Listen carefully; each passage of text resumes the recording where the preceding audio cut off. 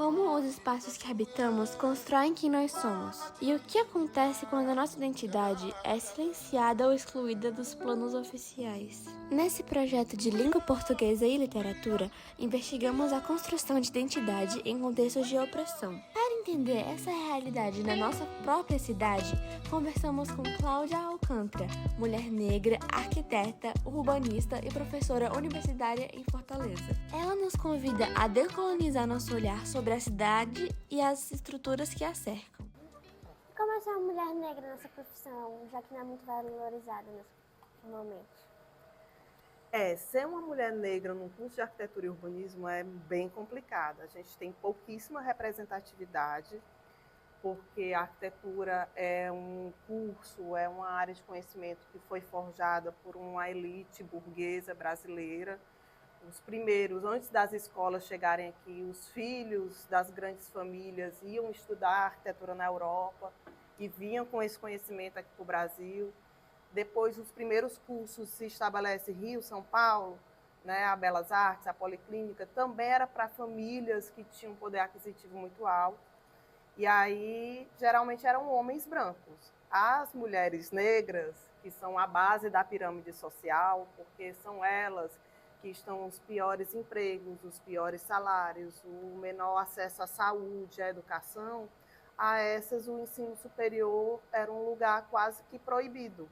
É complicado sobreviver sobre essa tensão, mas eu confesso que de uns anos para cá a gente tem tido bons respiros, assim, né? A gente está conseguindo ocupar espaços de poder, a gente está conseguindo acessar espaços de formação e a gente está conseguindo tensionar o currículo, talvez não modificá-lo, mas pelo menos causar ali uma problematização para que a mudança venha. Você acredita que espaços das cidades podem incluir ou excluir pessoas? Como isso acontece? Eu acredito totalmente, né? Se você pensar que os melhores equipamentos públicos, os melhores hospitais, as melhores escolas estão no lugar da cidade, onde a população periférica, para conseguir chegar, ela tem que pegar 2 ônibus, às vezes nem tem, né? Então, quando você pensa que as pessoas, às vezes a gente, quando eu era adulta, eu não acreditava naquilo que minha mãe dizia para mim, que Cláudia, eu não tenho R$1. Eu dizia, como uma pessoa adulta não pode ter R$1? Hoje eu tenho a plena certeza de que é totalmente possível. Então, pessoas periféricas, às vezes, não têm dinheiro mesmo para fazer o que a gente chama de mobilidade urbana.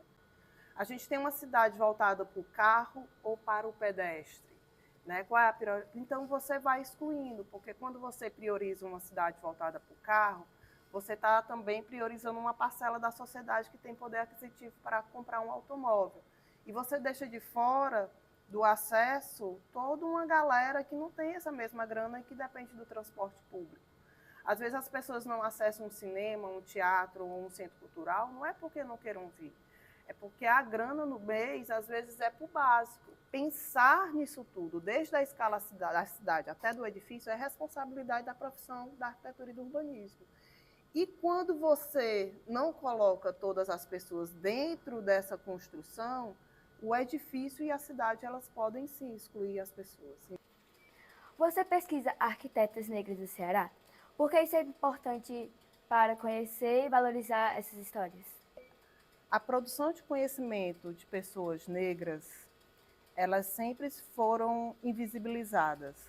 Ou, dentro da universidade, vista como não conhecimento, e sim saberes. Existe essa diferenciação, que é uma diferenciação muito mais colonialista do que uma regra. Né? Então, essa produção de conhecimento, ela é recente, porque quando a gente não tem dados, a gente não tem como propor políticas de reparação. Não existe reparação sem dados. Quando a gente não tem os números, é difícil a gente convencer os órgãos de que existe uma necessidade de criação de uma política de reparação e visibilização. Elas conseguiram se estabelecer no mercado de trabalho? Sim. Como? Não. Por quê? Porque uma coisa é você se formar. Mas, por exemplo, eu, quando eu me formei, Eu lembro que eu saí da universidade e eu disse, e agora que eu não tenho um pai para montar um escritório para mim, eu vou viver de quê? Vou trabalhar para quem? Né? Enquanto todos os meus amigos abriam seus escritórios, ou eu trabalhava para alguém ou eu ia fazer outra coisa, porque eu não tinha como montar. Então, uma coisa é você ter a formação, outra coisa é você conseguir se estabelecer dentro do campo profissional. Ela vai exercer a profissão legalmente. Isso já é um tipo de reparação. Mas isso só é possível quando você tem dados, quando você tem documentação e quando você consegue mapear essas histórias. Por isso que é tão importante. Fazer o que vocês estão fazendo, gerar dados, gerar material, gerar documentação, é muito importante para que outras pessoas saibam que a política pública, assim, voltada para essa categoria, ela não é em vão, ela é necessária. Não como uma esmola, mas por uma reparação do Estado. O que significa decolonizar a arquitetura e a educação? O curso de arquitetura, ele herda uma tradição europeia, porque ele vem com esse conjunto de conhecimentos e saberes que tem os ideais da Europa. Então, as primeiras edificações aqui no Brasil é do estilo colonial, aí a gente tem inspirações do Art Nouveau, a gente tem, se você pegar assim, a história da arquitetura, sempre vai ter esses nomes afrancesados, né, inglesados, né, e a gente herda isso dentro do nosso currículo e aprende que esse é o padrão do belo. Ele coloca como régua e medida modelos que não são nossos, que não partem da nossa própria cultura. É importante que a gente entenda que o processo de decolonizar, de deixar de olhar para modelos que não fazem sentido para a nossa realidade social e enxergar as gambiarras e as possibilidades e potências existentes nos nossos povos, é de super importância para a gente poder reinventar até o nosso próprio currículo. E não é só o currículo da arquitetura e urbanismo, é o currículo da educação básica, é o currículo de todos os cursos que tem nas universidades, a própria medicina, o direito. Então, decolonizar é importante porque é uma maneira da gente compreender a nós mesmos a partir dos nossos valores, a partir daquilo que faz sentido para a nossa realidade social e cultural. Que conselho você daria para jovens que querem valorizar suas origens e construir sua nova identidade com confiança? O conselho que eu dou para vocês é que vocês continuem estudando, se conhecendo e entendendo a realidade que está à volta de vocês, para além da realidade de vocês, né? Então, eu acho que com isso a gente consegue causar menos culpa nas nossas fragilidades e nas nossas inabilidades que todos nós temos. E a gente consegue caminhar com mais confiança e em empatia com os nossos colegas, porque também é muito chato chegar sozinho. É muito mais legal quando chega todo mundo junto. Então, acho que construir a identidade também deveria ser um processo coletivo. Seria um processo onde todo mundo está junto para uma construção de uma sociedade melhor e mais confiante. A fala de Cláudia Alcântara nos mostra que lutar contra a opressão e o racismo estrutural exige ações concretas, resgate de memória e direito de voz.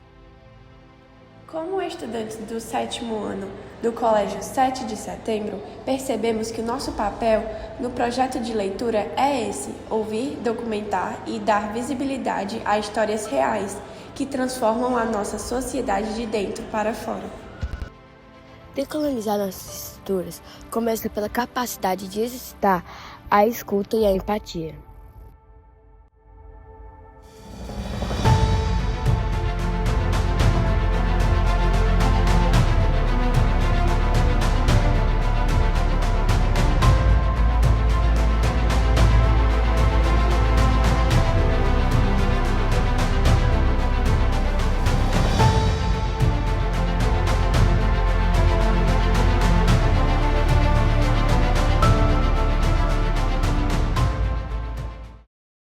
Uma das coisas que eu mais escuto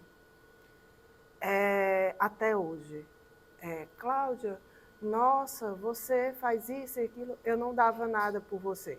Essa é uma frase que eu escuto da minha infância até hoje, né? E vocês vão me fazer chorar.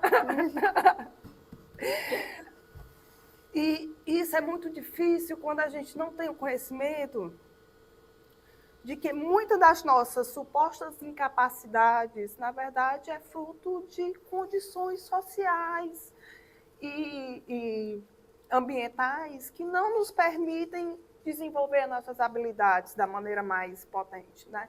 Então, não é uma incapacidade inata. Às vezes é fruto do meio, onde você está, né? Então, conhecer a realidade social, ela é fundamental para a gente saiba quem a gente é e o papel que a gente pode desempenhar na sociedade. Isso é uma coisa.